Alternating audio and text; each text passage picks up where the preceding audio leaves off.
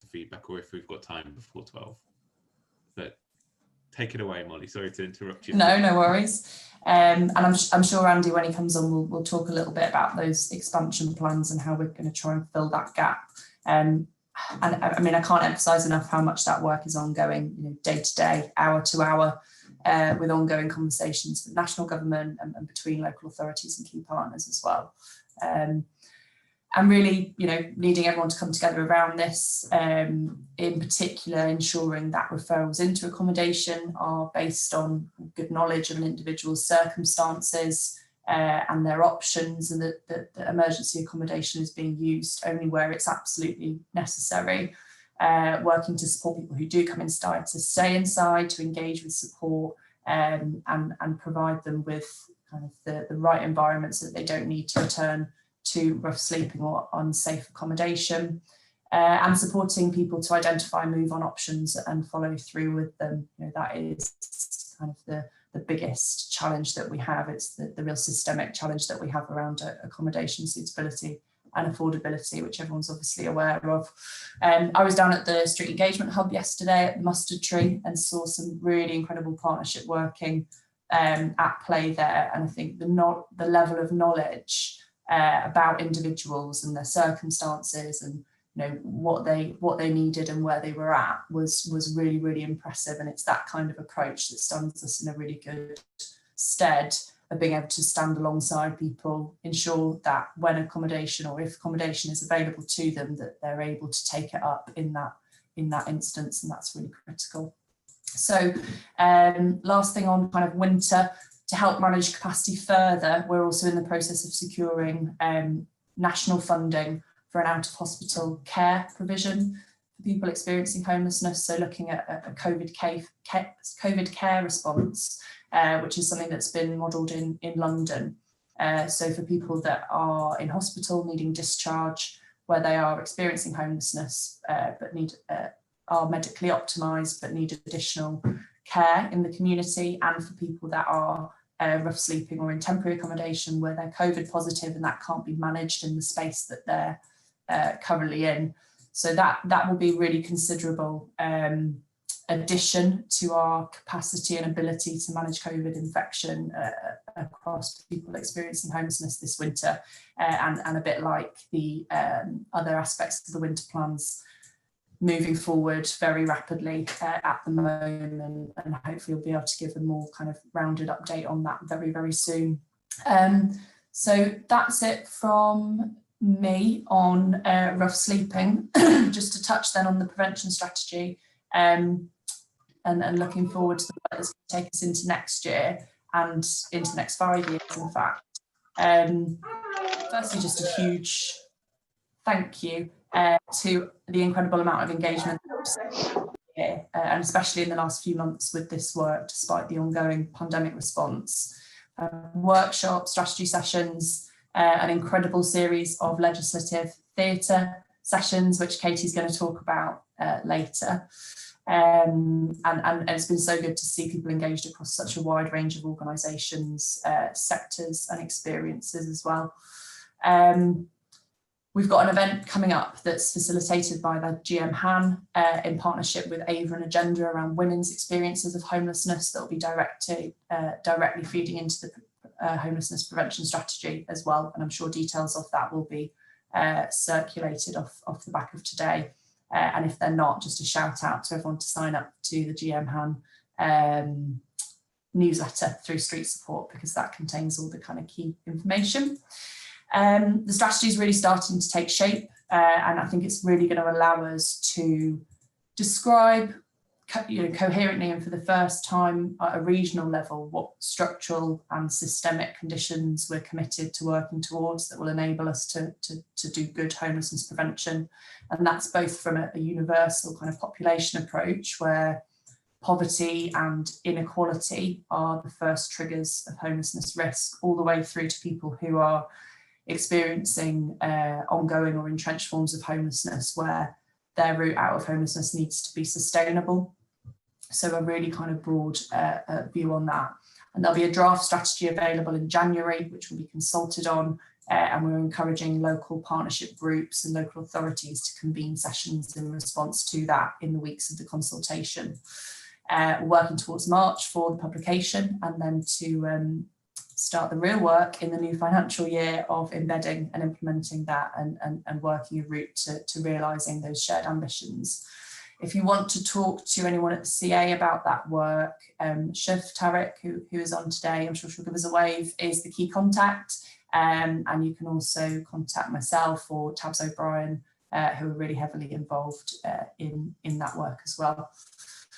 So that's it from me, a bit of an update around prevention strategy and the ongoing COVID response through winter.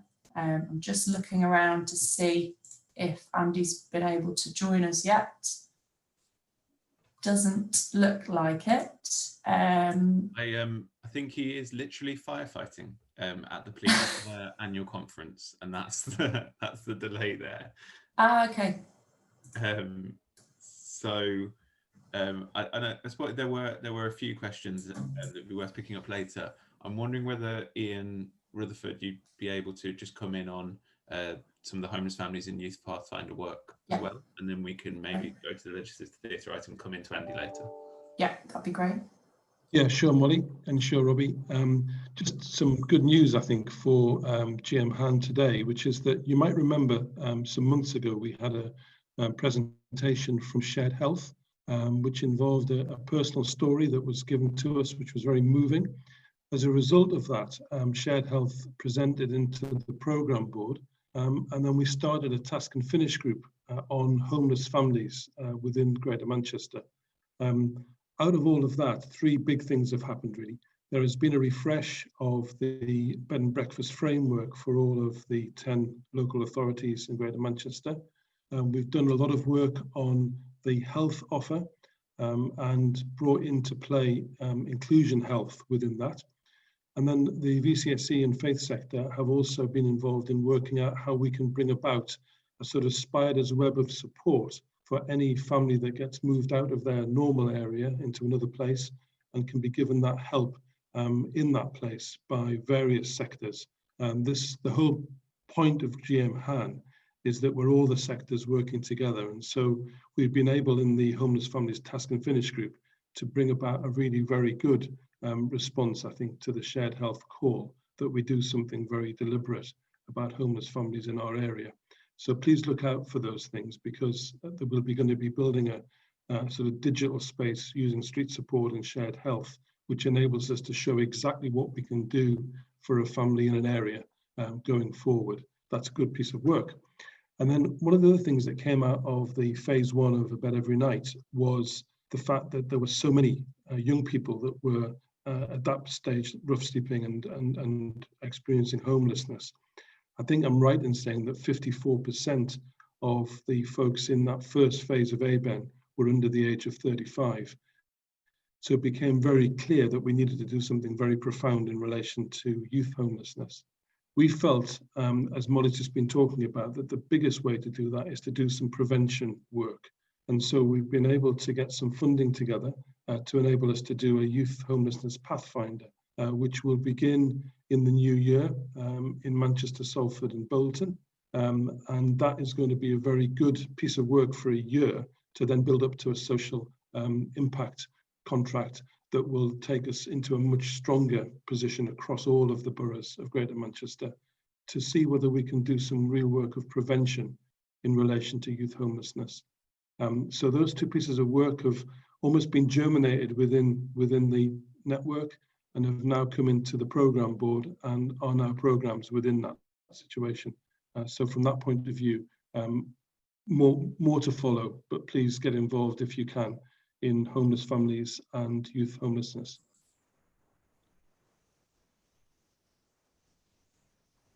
Thanks, Ian.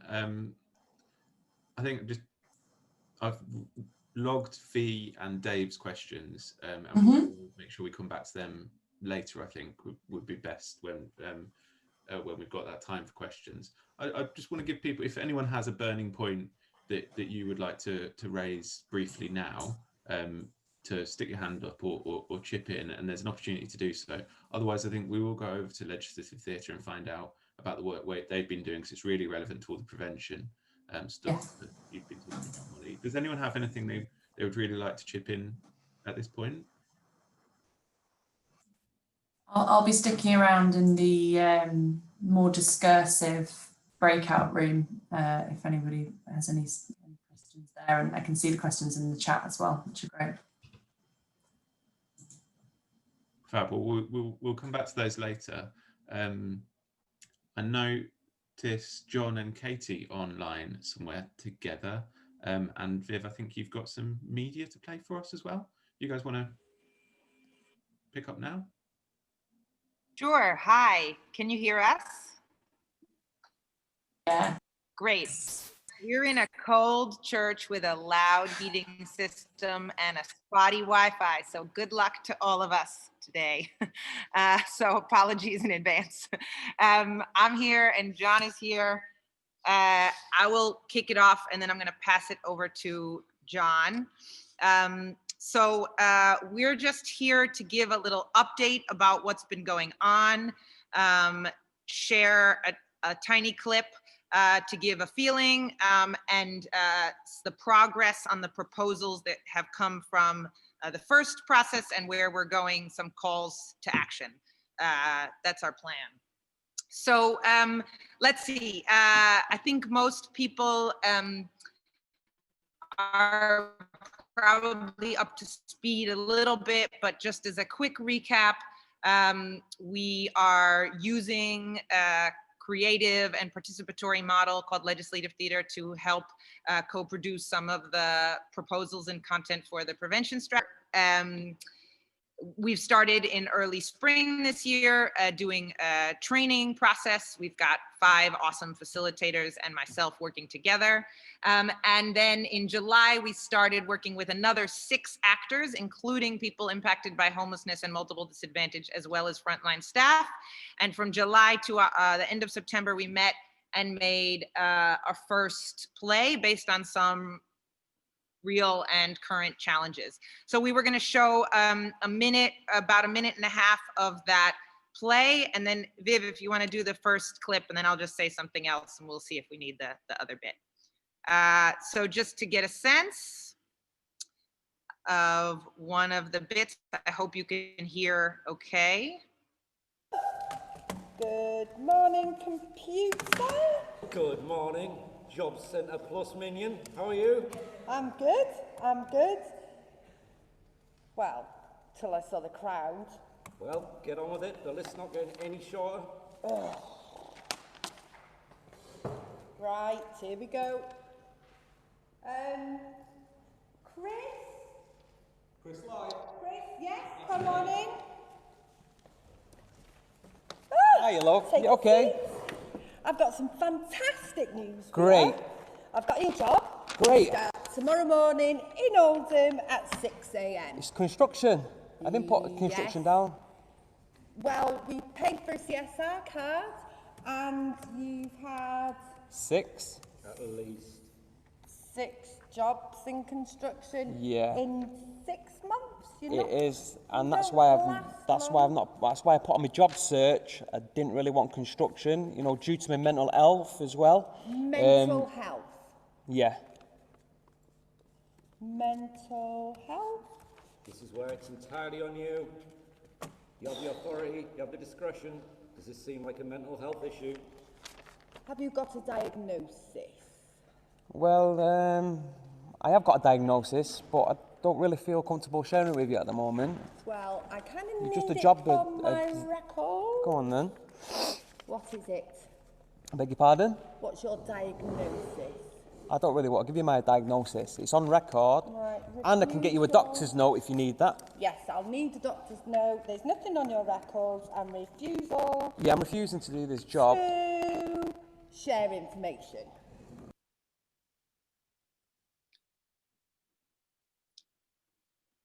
So that was one little bit, bringing up some challenges around employment and advocacy in some services, including job centers, but not only job centers, were big themes coming out of that event. So based on that process, and I know many of you were there, we had some discussions, some people came up and tried some ideas in the scenes, and that led to everyone in the space coming up with proposals. So I don't know, Viv, if you wanna, actually, I think we can skip it. I was just gonna say, this whole thing is online if you wanna go see the whole event, but we came up with 5 proposals all together as an audience, and we had some debate about them. So I'll just update you on what those proposals were, and I'm going to then pass it to John to talk about what we're doing with them now, and then the current project and our calls to action for you. Everybody still with me? Everybody can hear me okay? Great, thank you. There was a lot of audience interest on improving holistic training for frontline staff around mental health, substance use, trauma, client rights, to ensure service users access the right support swiftly and efficiently. With all of these proposals, we had a follow-up meeting, a really great meeting with lots of different stakeholders from the DWP, from various charities, from councils, local authorities, and actors from the play and the facilitators who've been working on the project. One of the things that we came up with from that that I think will be sort of informing also the prevention strategy is actually a kind of one workforce training model that goes across all different agencies, and that is really kind of ongoing and happens before someone starts employment, and is led by people with lived experience, including perhaps some kind of theater or ways of thinking about personal experiences, human impact in a different way. So that was one. Then there was another big bit about employing people with lived experience within the DWP and other agencies.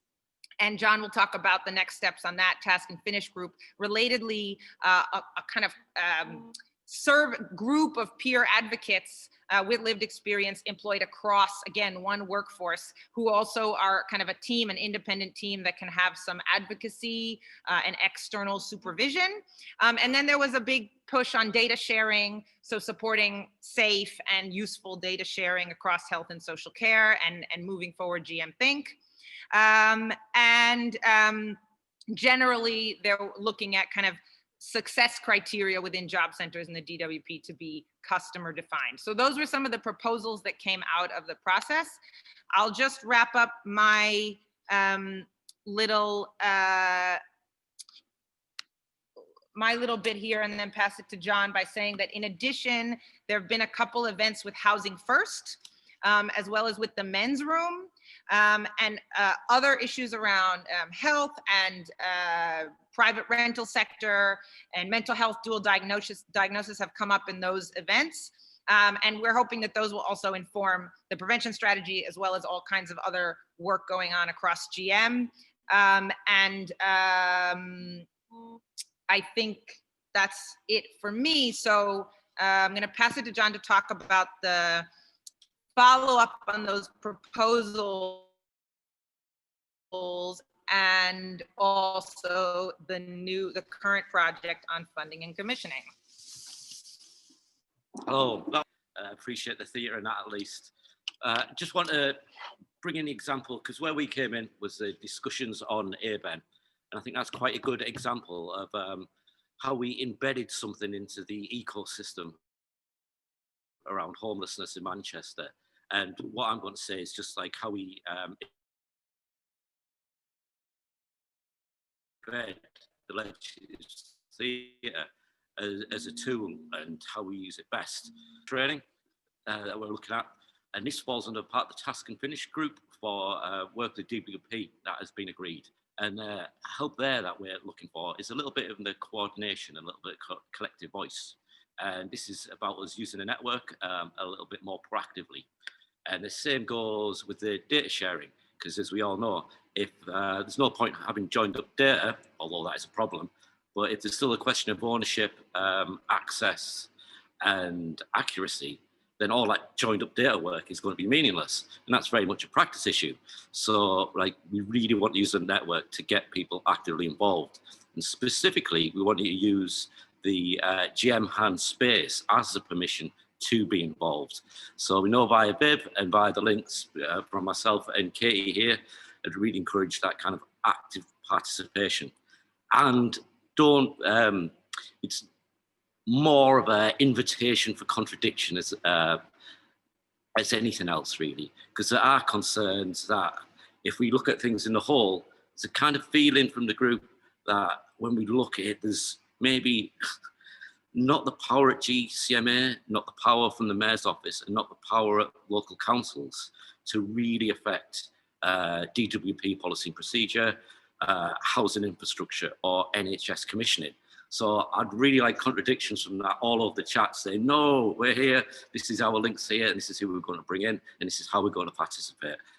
And yeah, just to kind of round it up by saying that there's no, if we're still working on the traditional kind of tendering and procurement models coming out of the pandemic, and we still have the same kind of targets and KPIs, there's none of those that we don't hit in kind of making the prevention strategy successful.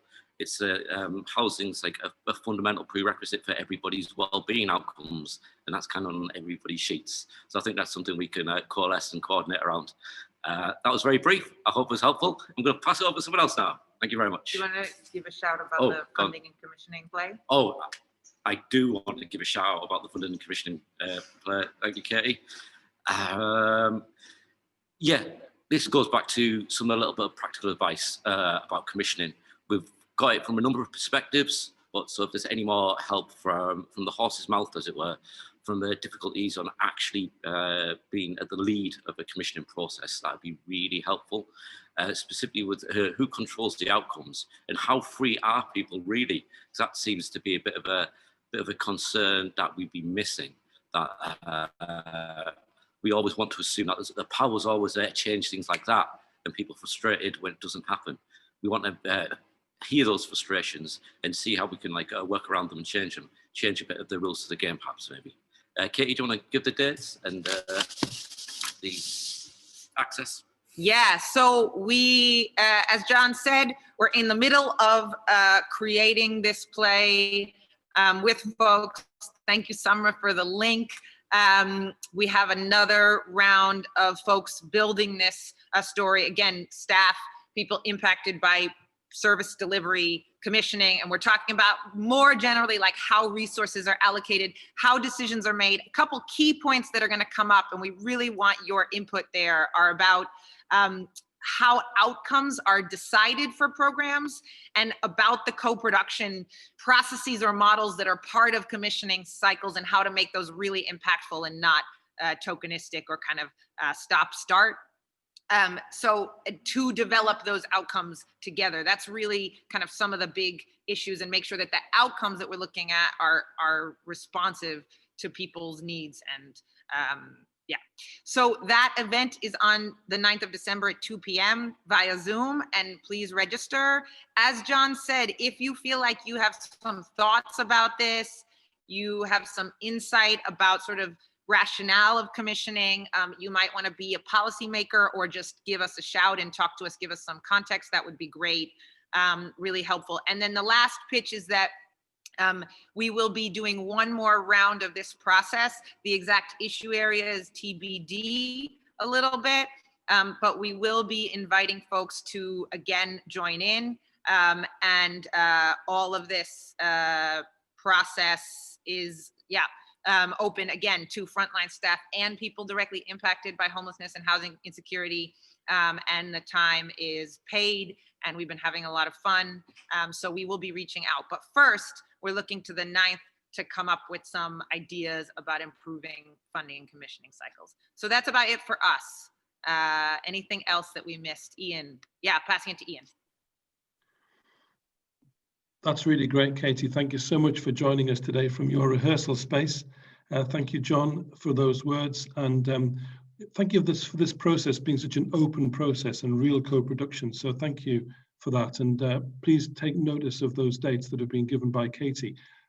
Obviously, we're going to make sure that this feeds directly into the prevention strategy. And in fact, at the last programme board, I was inviting the Mayor to consider whether we could actually have legislative theatre actually in the next programme board, just as they've been here in the HAN.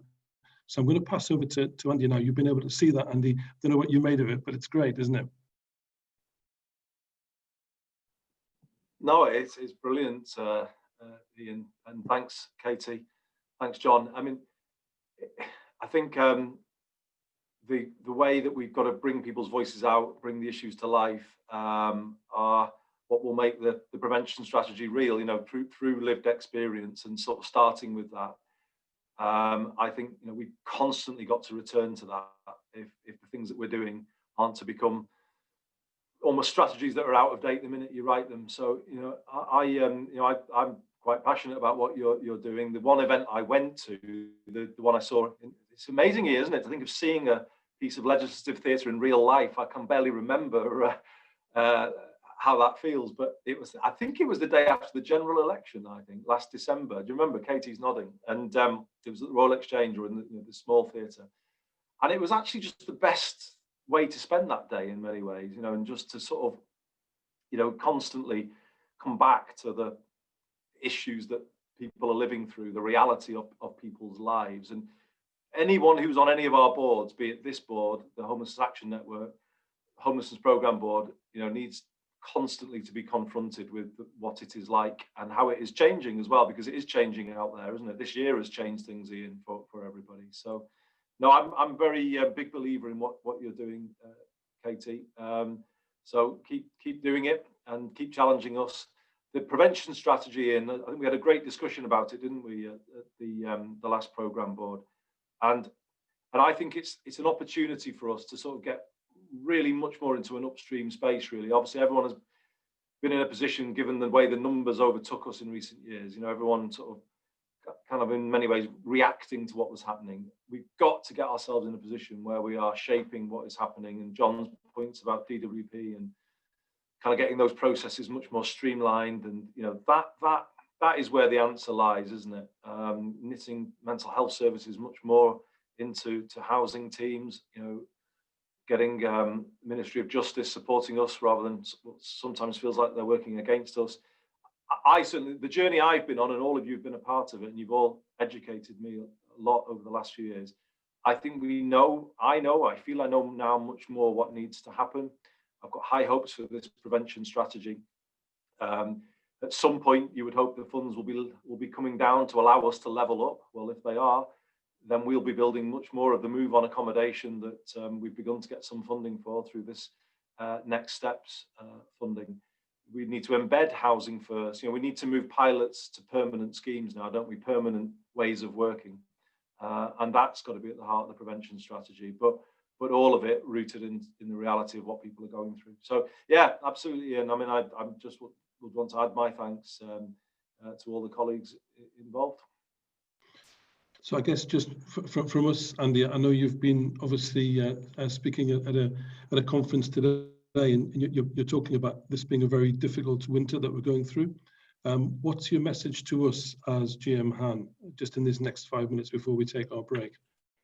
Yeah, thanks, Ian. Sorry I've not been able to spend as much time with you all as normal. And again, it's always an opportunity just to thank everybody for what you have done and what you will be doing over the coming time. So shall I just explain what we've got on at the moment, Ian? Because I was working with Molly. I don't know if Molly has updated colleagues yet on this morning, but we were wanting to sort of put a bit of a summary out there on Friday at the combined authority meeting about some of our kind of work right now, but also how that then lays the foundations for some of what we've just been discussing. So what I'm about to announce is a bit more funding to expand a bed every night over the coming winter. So colleagues who are involved in the delivery of that will probably maybe already getting wind of that. We have the annual count on Friday morning, early hours. On the September count we had, there was 106 people, I think, sleeping rough. If you look just behind that figure, there are 480 people in ABEN. I think about a similar number, and has Molly given these figures in? I apologize if I'm repeating them. A similar number, I think, in what we would still call the everyone in accommodation. That was the sort of the single room provision used earlier this year. And then sadly, a rising number of individuals and families in temporary accommodation. And my guess is, I don't think the spending review from the Chancellor is going to alter any of this today. I think the pressure on temporary accommodation is only going to grow as the pressures of the winter really take hold. And if we're honest, I think while we've lived through the health crisis, the economic crisis, I don't think has fully bared its teeth yet. And I think that will be coming. I wish I could tell everybody differently on this call today. I think it's more likely than not that we're going to still be in tier 3 come tomorrow. GM's numbers are coming down, and they're coming down quite quickly. But the position that the government have outlined is, I'm afraid, it seems to be a tough approach to tier 3 to allow a Christmas sort of time off, and I'm not sure I buy into that approach personally, but that's where it seems to be heading. We'll get confirmation, and I haven't got confirmation yet.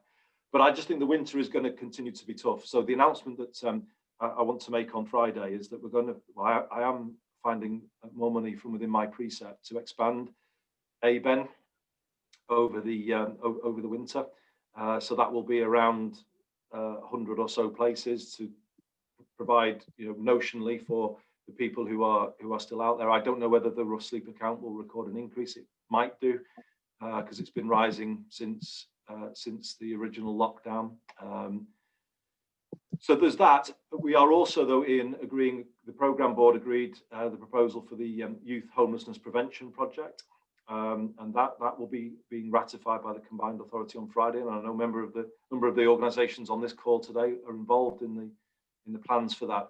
And in some ways, that takes us a bit more towards the upstream work that we were just referencing with regard to the prevention strategy.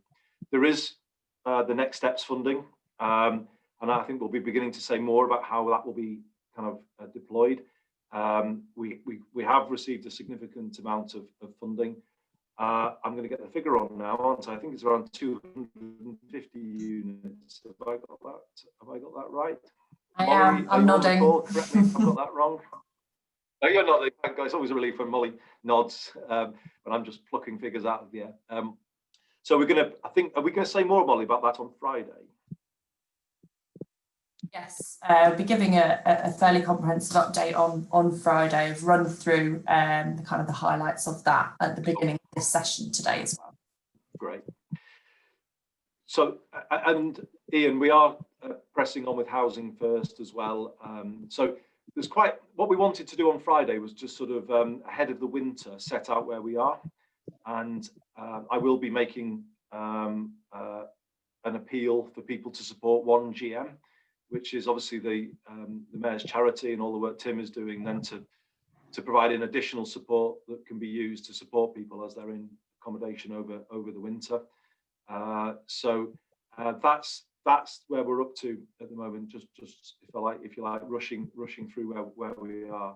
I think if you look at those numbers that I gave, the numbers in ABEN, obviously the numbers of people outside, the number of people in residual everyone in, the number of people in temporary accommodation, I think it could best be described as quite a precarious position that is holding together just, but it is not necessarily sustainable long term. We don't know what will be said about local government finance today, but I doubt it will be particularly good news. So our 10 councils are still all predicting a fairly significant budget shortfall, particularly in the coming financial year, 21-22. And you'll have already seen some are already having to consider what would be unpalatable cuts if there is no move to backfill some of those deficits. So, as I say, it's a precarious position we find ourselves in, Ian. But what we wanted to do through the CA on Friday is everything we can possibly do to give an offer. And I've said to Molly, and I think Molly's sort of done her best to accommodate what I wanted, an offer to everybody this winter, to give everybody somewhere to go. It seems to me that a winter in a pandemic, that's the least we need to try and do, learning from everything we've been through this year. You know, all of the amazing work that was done earlier this year, working through the single room provision and the hotels, tells us that you can actually make real change to people's lives when you give people that level of quality and that level of dignity. So, you know, we're going to kind of try and carry on in that vein throughout the rest of the winter and into the new year. But I think there are major issues looming here, and you know, we need to see whether the government is prepared to put forward a meaningful response. There was some suggestion of money for rough sleeping and homelessness in the Chancellor's statement today. Molly, have you heard any more details about that? I saw a figure of 130 Yeah, million. we are expecting there to be an uplift across the board for homelessness funding. There's kind of a number of things going on in the background around that. Obviously, there's a lot of provision which is still being maintained, as you said, from the Everyone In response that's got a bit of a cliff edge on its funding in March. So hopefully some of that uplift will provide sustainability. And likewise, I think thinking ahead to some of the economic challenges and the impact that will have on people needing homelessness services in the new financial year, and some of the legislative changes that will be in place, such as the change to domestic abuse legislation and homelessness, will mean that we necessarily need to see that uplift. So whether it's a kind of a real terms uplift or an uplift that will just help us manage demand is yet to be seen. Thanks a lot, Molly. But Ian, I'll leave it there. I mean, the focus I wanted to have, and Molly's done a brilliant job in responding to this for me, is just to focus in the here and now. You know, a really tough winter ahead of us, 2 or 3 months, recognising what you've all done this year. And again, so grateful to everybody for what's been done, but just trying to put a bit more into the system now for you to see if we can just, you know, expand what we're doing. And let's hope that we get through this and then the position improves for us in the new year. So that's where we're up to, Ian. I'll hand back to you. Well, I mean, thank you so much, Andy, for being with us today and for sharing those thoughts with us, for your commitment to this priority. And obviously, you know that this is a network that works together. It's a cross sector, it's whole society. So we're committed to working together through this winter. So thank you for your leadership. Thanks, Ian. Yeah. Passing back to Robbie. Yeah, brilliant. Thanks, guys. Well, thanks everyone for all those updates there, including the legislative theatre ones. We're going to go into our agenda's been jigged a little bit, but we're going to try and stick to 20 minutes for these breakout rooms, and then come back and be able to share some questions, and to be done by 1. So we're looking for 2 different breakout rooms. One's focused around more practical information and support about any of these initiatives, any feedback you've got, and how we make sure there's a good communication over this difficult winter period. The other one's to check in and talk about how you're all doing and how things are. And I think if Andy can stay around, he's going to be in the second breakout. Molly is going to come into the first to pick up on some of those things and keep answering them. And then we'll come back here at 22. Viv, do you want to introduce how we're going to get into breakout rooms? Yeah, so I'm setting up 2 breakout rooms. There should be an option for you to join the one you want to. It does depend. If you have an updated Zoom, you might not get the option. So choose your room if you can and go into that. If you can't see an option for that, if you can rename yourself to have a 1 or 2 at the beginning, I'll put you in the right room. And if all of that fails, you can stay in the main room and I'll sort you out. So I'm going to open them now, and then just say a little bit more. So yeah, maybe we can get those over to street support and street support can disseminate those out. I think that would make a lot of sense, if that's okay with Tama and Viv. Viv's, yeah, nodding, great. Cool. Anything else anyone wants to bring up while Eleanor's waving? Go for it, Eleanor. Sorry, I'm just concerned post March. I mean, we've got all the everybody in accommodation at the moment. Everybody's saying it's funded till March. We're was it 400 places you were talking about earlier, Molly?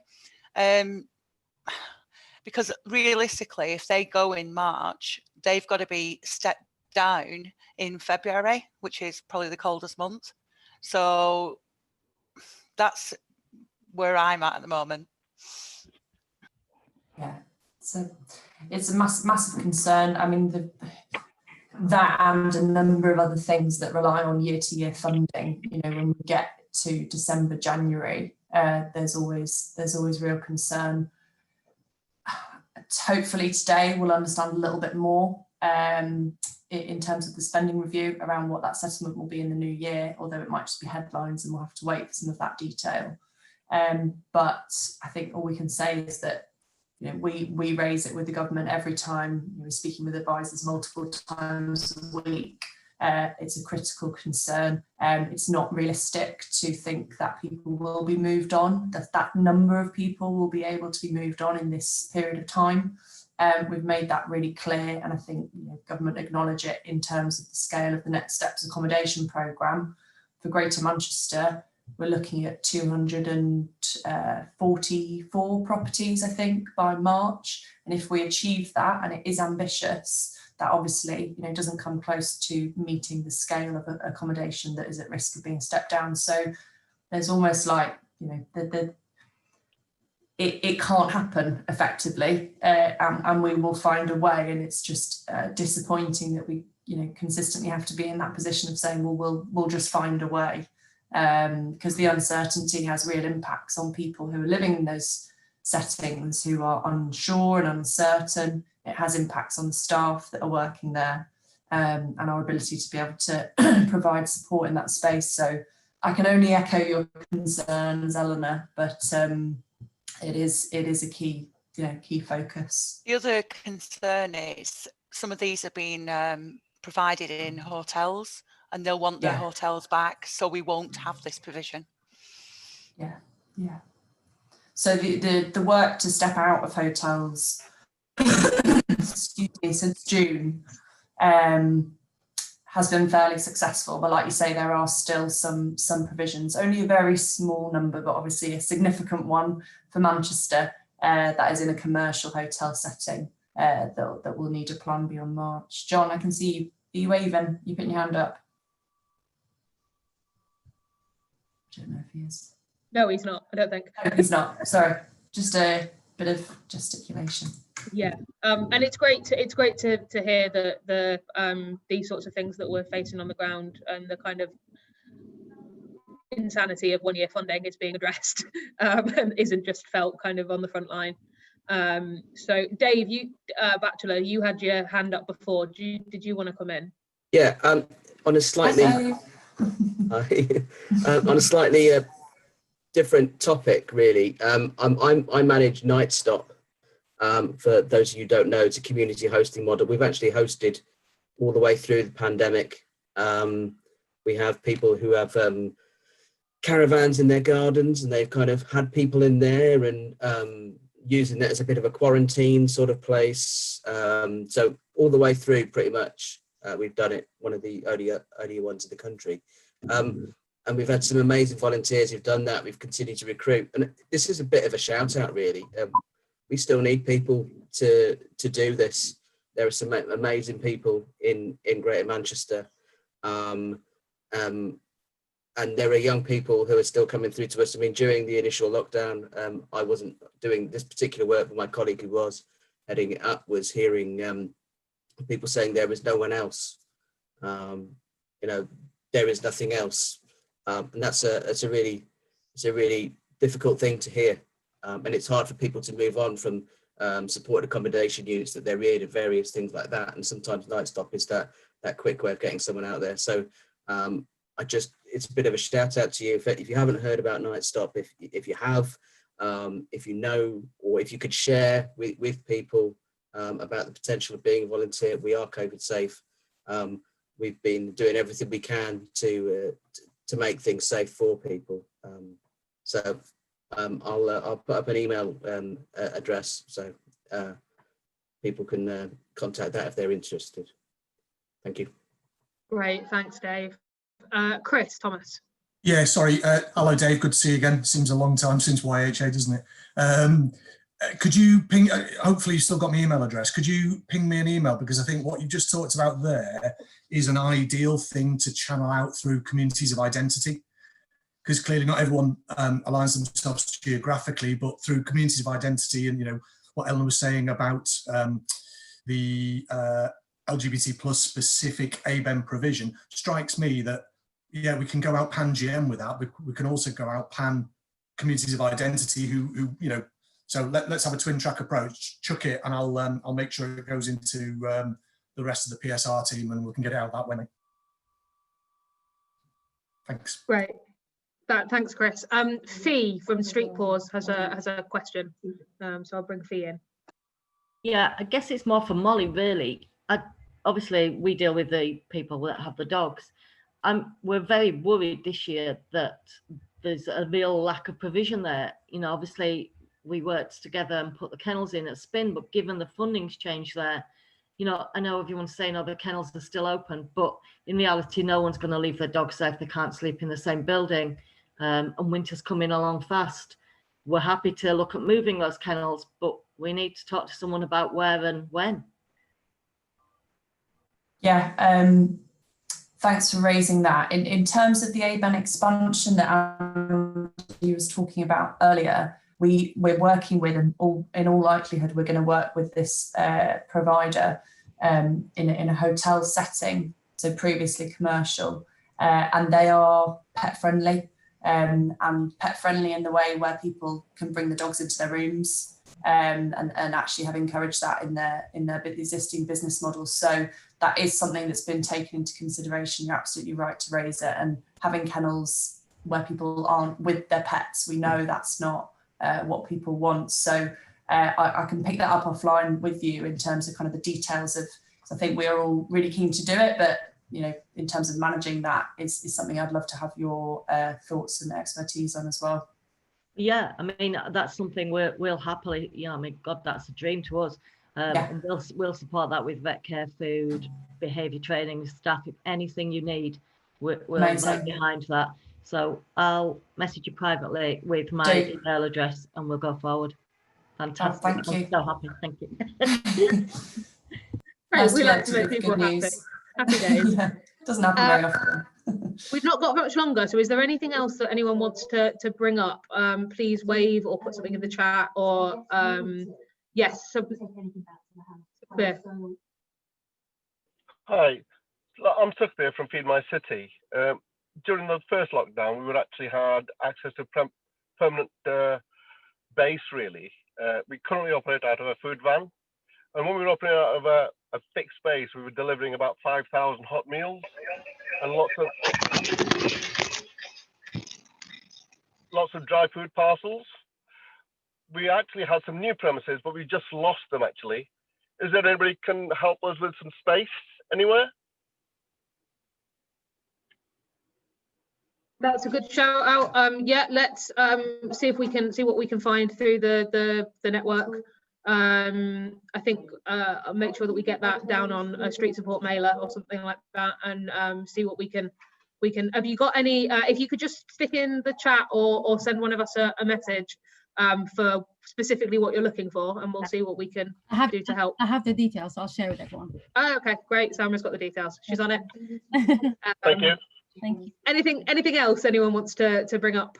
Anyone who's not had a chance to say anything yet, please don't be shy.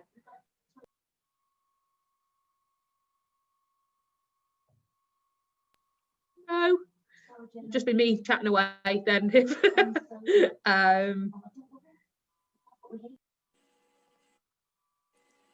Just also in any reflection of what you're seeing that you might want others to know, I want Andy and Molly to hear, or anything else you're seeing from your view.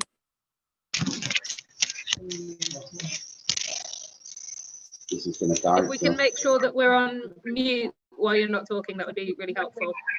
But yeah, like Viv said, any reflections on what you're seeing? Is what you're seeing changing? Anything that you've seen that surprised you in the past? We've got 60 seconds, so if anyone has anything they want to say, now is the time.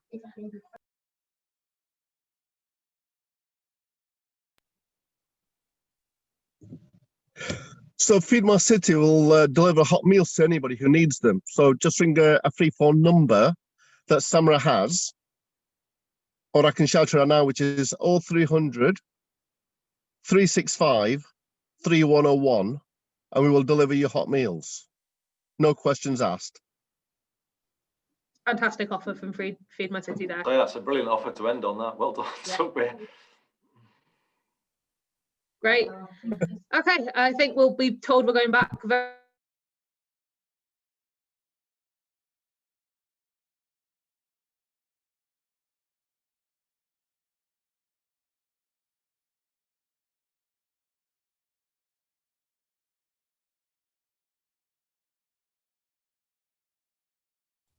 Welcome back in, everyone.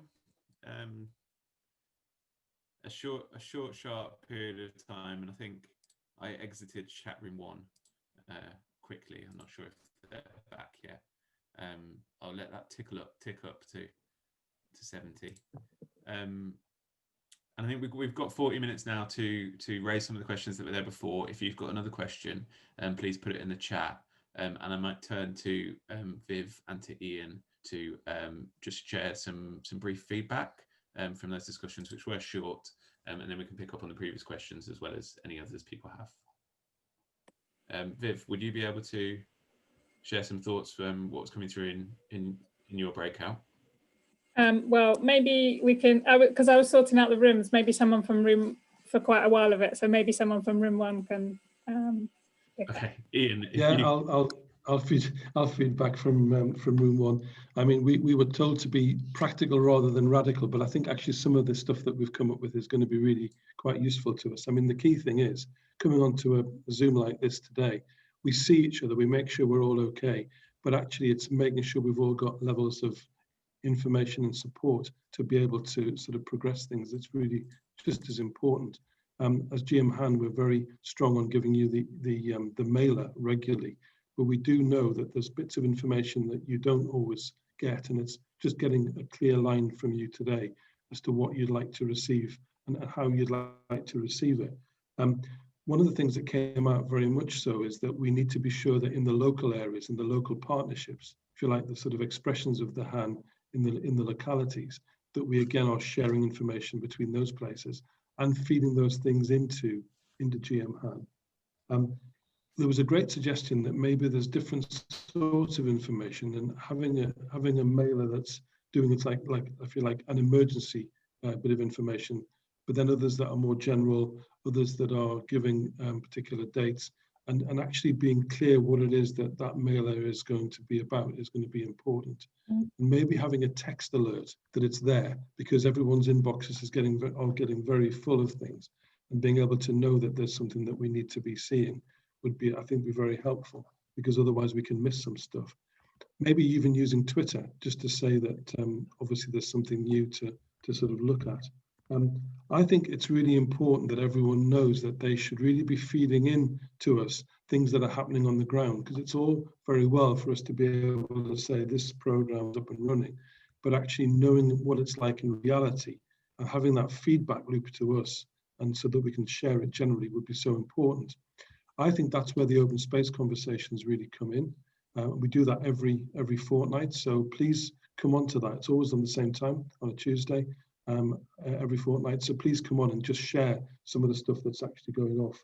The importance of having Street Support Network, having up-to-date information. Really, the organisations that are listed there need to be making sure that they're telling Street Support if things have changed, so that we can be absolutely true about that. And actually, as Elaine was pointing out, there's going to be a group that's going to look at how best to refer for advice and support generally across GM. Some really good ideas, things like putting some emergency numbers in transport interchanges, maybe having some of our newsletters using some of this information. So Greater Manchester Police saying that they would be putting it through their Force Events newsletter as well. So we're actually sharing this beyond just our own information. We're then passing it through to others. So that's some of the practical stuff that came out. So we've taken a clear note of that, and we'll bring some of that into play as we go forward. And I think Lily has been voluntold to feedback from the other room. or maybe Yeah, you volunteered, Lily. I was voluntold to facilitate as well, so nothing like being prepared. So we talked about a couple of different things in the kind of more open general conversation. Firstly, the problems around mental health and isolation being exacerbated by the pandemic. This was particularly being seen particularly keenly by the organisations that support the LGBTQ community, because they're more likely to be at home a lot more than they normally would be, but also the issues around access to services in the pandemic, and obviously a lot of places not being open or running things remotely, which is just causing issues for people. There was also a question around funding for the additional accommodation after March, so that not the ABEN, but the kind of continuing everyone in stuff, and that realistically, if things are coming to an end in March, that kind of the wind down needs to happen from February, where Molly said that we're hoping the spending review today will help with the details, or at least some headlines for that, and also that we need to start planning, particularly in Manchester where hotels are still being used, for hotels wanting their rooms back. We plug from Dave at Night Stop that they're looking for more volunteers. They've run all through the pandemic with their hosting scheme. So if anyone wants to know anything more about that, contact Dave and he'll let you know. We had a question about dogs, and dogs particularly around ABEN and things like that. And there is going to be, the next ABEN expansion will include a hotel provider that's pet friendly. So where people can have dogs in their rooms, which is really good news.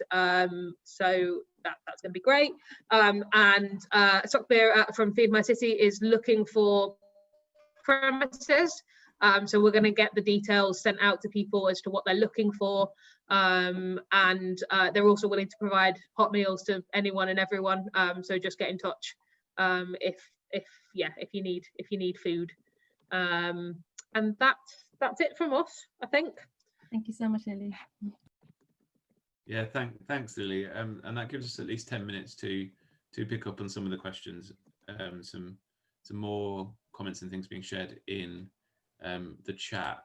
There were a few questions from before, kind of updates on a few different areas and different people that can find themselves homeless. So rough sleepers with dogs that was picked up in Lily's group, prison release, people with no recourse to public funds, sofa surfers, and another question around deaths. I wonder whether a way we can approach this is provide written answers to this, and then we can put that up on the GMHAN website and share that in a mailer with people in terms of communicating. It gives us more time to go into some of the other things now. And I'm wondering, Selena, you had a question around the prevention strategy, both in terms of exploitation of people who are homeless and how to ensure this strategy is acted on. Whether you would want to just share that quickly, and then you can see if anyone would be able to come back on that. No, what I mean is how will it be prevented? How will it be monitored? That, in some cases there is some homeless people or people experiencing homelessness that are passed around so that people can seek funding off the same person. So they're not actually helping them move on. They just seem to be keeping them in cycles. So the question is, how will the prevention strategy implement that and, make sure that that's not happening, that's not the case, people are actually being helped and moved on? Molly or Ian or anyone who's involved in that development, would you want to say anything about that? Obviously, we're still developing the prevention strategy, but monitoring it and ensuring it's effective is going to be vital. Yeah, I mean, I would say that I don't think we need a prevention strategy to stop that kind of practice from happening. I think what you're describing is practice that shouldn't be happening anyway. So the question is maybe how we identify that and work on that now. So if you want to work with specific areas on this, or if this is something that you think is a wider issue, then let's explore that further. But I would say don't wait. Yeah, I think it's an ethos question from my point of view, and I just think we just get onto that straight away, Selena. So thanks for raising it with us.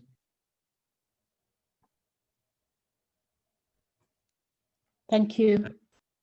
Prison release then seems to be the other one that quite a lot of people are talking about and interested in. Does anyone have any information about plans or proposals around prison release that we could? There's actually some really exciting work, and I'm going to put Esme on the spot now to come in and talk about some work that she's project managing. I'll give you a bit of an intro. So we do we work alongside HMPPS, so Her Majesty's Prison and Probation Service, and we have for about 8 months now been doing a specific piece of work to try and better prevent people who leave prison from experiencing homelessness, but with a specific focus on rough sleeping. That work is ongoing, and it involves progress around data sharing, staff training, trust and communications and relationships between prison staff and local authorities. But there's a big opportunity coming up in the new year, which I'll let Esme talk about, which is the result of the Community Rehabilitation Company, which is effectively kind of the outsourced aspects of prison and resettlement work that's coming back in-house under the National Probation Service. So kind of the simple way of saying that is there's an opportunity to recommission a large proportion of prison resettlement and support services, and the GMCA is right in the mix with that. So Ez, I'll pass over to you. She's given such a good introduction. I feel like that she's covered the main points there. But me and Jenny Archer-Power as well from the CRC, this is something that we're looking at with local authority colleagues, but also the CVS to make sure that everyone's involved. There was a call for evidence, so I hope people saw it if they were able to contribute. But if you had any other thoughts, we'd be very welcome to receive information on this. The call for evidence was looking at where we could make improvements across the lots. As Molly said, we've got this opportunity under devolution to go differently from the national framework in Greater Manchester. That means, looking at public service reform, linking in with our local services already and making sure there's value for money there. And it's an amazing opportunity. So we are looking at this in particular, and the journey for individuals is obviously accommodation, but there is personal wellbeing, finance as well, and how people get into those pathways. So if anyone would like to, send us through something, I can put my email in just because we can have it directly to us. If you think that there's some, just things that you think we could do better in Greater Manchester in this area to support offenders and help them rebuild their lives. Thanks, Esme. Yeah, would anyone who is involved in that type of work or who commented in the chat or questions before want to come in on that point? Jeanette, please. It's me again. I'm sorry. Yeah, it doesn't happen that many times, but my biggest memories are young people coming out of prison with no benefits in place, nowhere to live. And, usually it's on a Friday night, and I usually get the call about 4 o'clock, and maybe the bank card isn't working. And it's a whole raft of things. And if there's anything, in my opinion, that is designed to get somebody back into prison pretty quickly, it's that experience of release. And I don't understand. I've worked with a couple of people who have moved on from a job and gone to work at shelter, and I've understood that they've gone to work in a prison and that they engage with prisoners before they leave. So my biggest question that I've never had answered is, what happened there? Hold that question and just bring in Becky, who I think wanted to.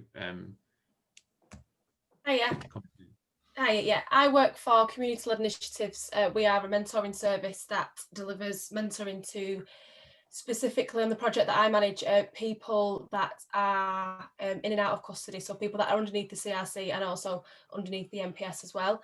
And it's one of the biggest things that we battle with daily, as do probation. The accommodation that they're coming out to is either not suitable because they are recovering drug and alcohol addicts, for example, with really intense mental health needs, and they're going into accommodations that are full of people that are using drugs and alcohol, and they're essentially set up to fail. Or the one line that we get quite often is, do you want me to go back? You're putting me in this accommodation, do you want me to go back to prison? And exactly what Jeanette said, people come out without any ID, bank accounts, they've got no family to support. So that's essentially where we step in the practical side of things. But there is a huge gap in terms of the accommodation that's available to them. I don't think there's that many providers that are able to provide long-term support. We have just become partners of the new Housing First pilot. So I'm hoping that over the next few years that we can try and help people to really start to build their lives. But yeah, I just wanted to just add that does go on, that kind of stuff does happen. And we just have to find workarounds constantly. Bank accounts, for example, TSB Bank are amazing. They do lots for the community. So that might be one that you want to note down. But yeah, I just wanted to add to that, just to say that kind of stuff is happening. And I'm hoping that over the next few years, we can see a bit of a difference for people. And if anybody wanted to get any more information on that, then we're here. We can. I'm happy to have a chat with anyone, network a little bit more outside of this.